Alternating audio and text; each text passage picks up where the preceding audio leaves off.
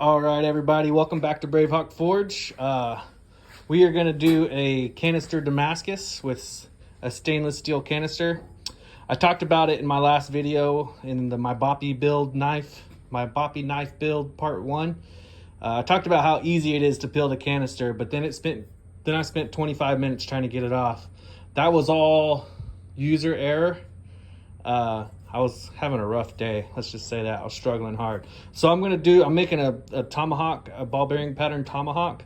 So I'm going to show you what you can do with the canister made out of stainless steel. Stay tuned. Right now, all I'm going to do is weld up my bottom plate, and then I'm going to do the next step from there. All right, so I have one end welded up of my canister. The reason I do this is obviously because I'm going to fill it, but I'm also, before I fill it, I'm going to place it in the forge and let scale build up on all of it, both the top and the inside. This will create even a better barrier between the carbon steel and the stainless steel. You only need to get it about this hot right here, just enough for it to build up a layer of scale. All right, everybody. So I've got my canister charred. You can see in there that it's nice and, it's not like a real thick layer of scale,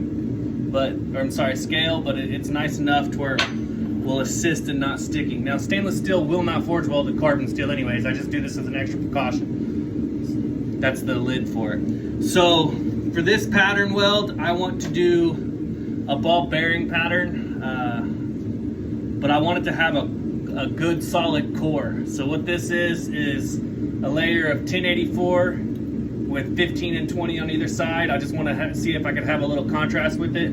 I cut it to the right size to fit into my canister, and the back part of the billet is just going to be ball bearings. So I'll put it in the center as best as possible. It's pretty crucial that I get it pretty close. See down in there that I got it in there. I'm going to center it up before I really pack anything in there. To help me do that, I'm going to go ahead and put some powdered steel in it, just a little bit, to kind of hold it in place.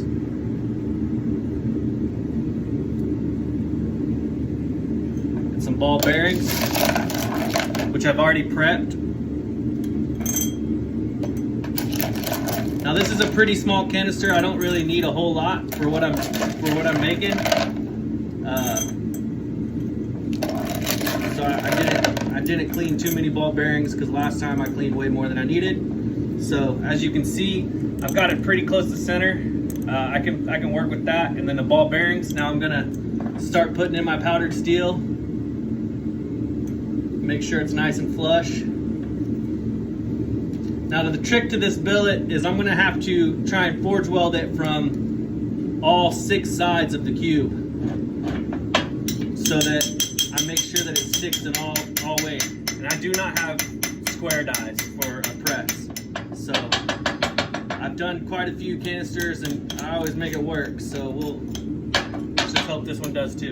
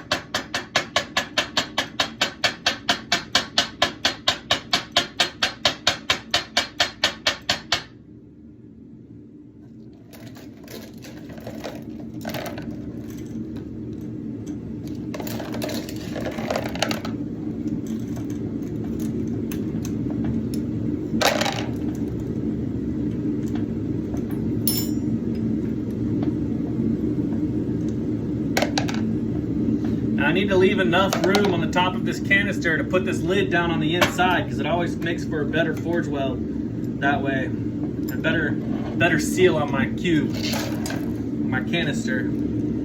So I always fill it up, leave about 1/8 of an inch, which is the thickness of this canister and this lid. And so that I can fill it up with as much powder as possible and make this nice and flush with the top.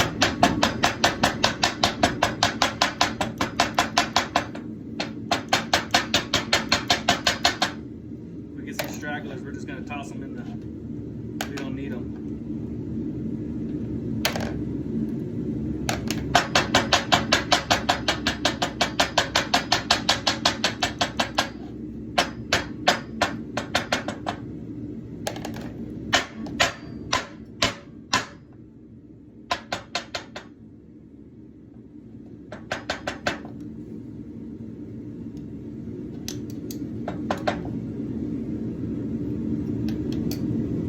One little trick I'll show you real quick. I'll be right back.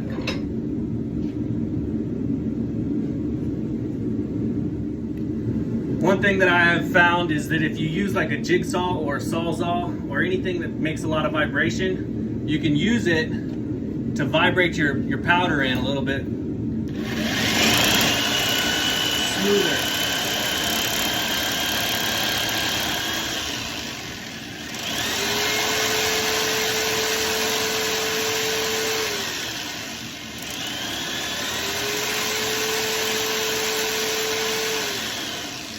So by doing that, I know that my powder is all in all the nook and crannies. It's exactly what I need. I don't want to have any voids in this pattern weld, or I'm sorry, in this billet. Top it off, smooth it out. There's an extra ball bearing that's kind of sticking out. I'm going to toss it aside.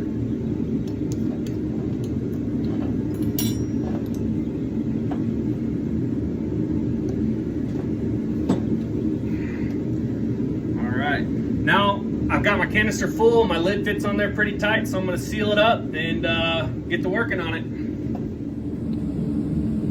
One thing before I weld it, I wanted to show you that I put a C-clamp on it to push that top plate in as deep as I can, and you can see all the powder around the edges. Sorry, focus. So now I can weld this and it'll keep that plate from bowing up when I weld it. Let's start with just tapping the corner so that I can remove my C-clamp.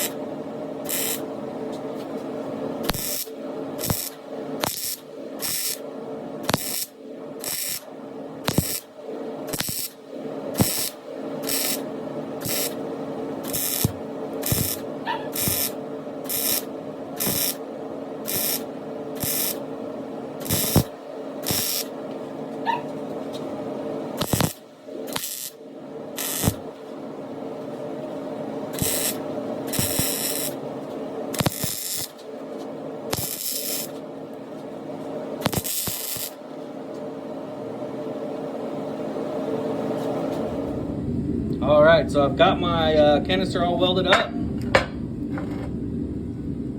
This is stainless steel, so that's why it kind of looks like shit. I don't have a stainless steel core wire. I just make it work. So in the forge it goes.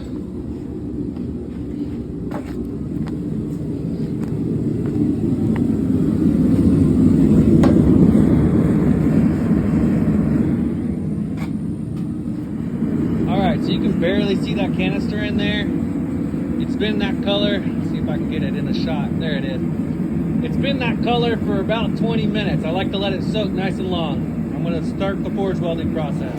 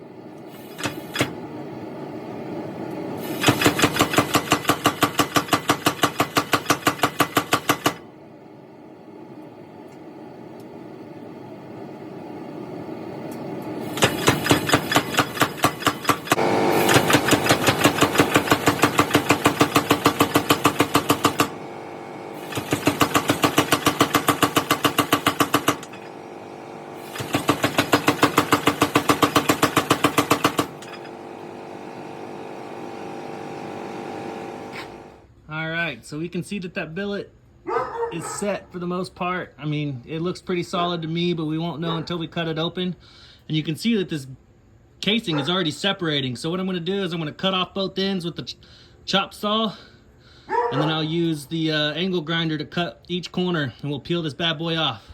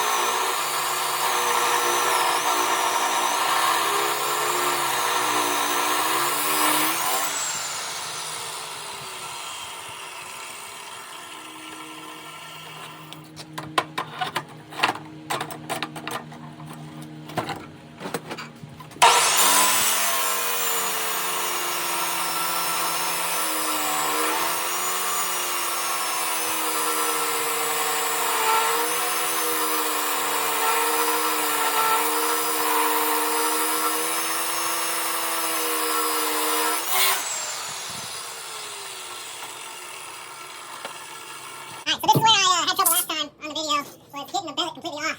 I'm sorry, getting the canister completely off. This time I'm going to be a little smarter and cut 2 channels instead of just 1.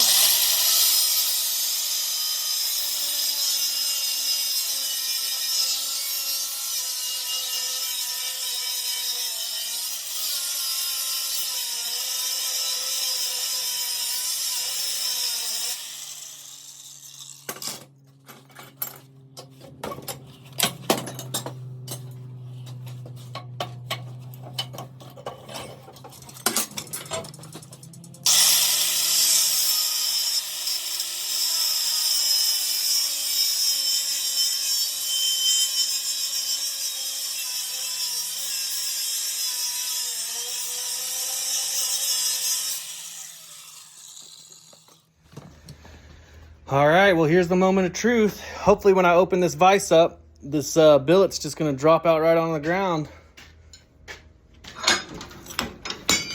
Bam! And that, my friends, is a solid billet.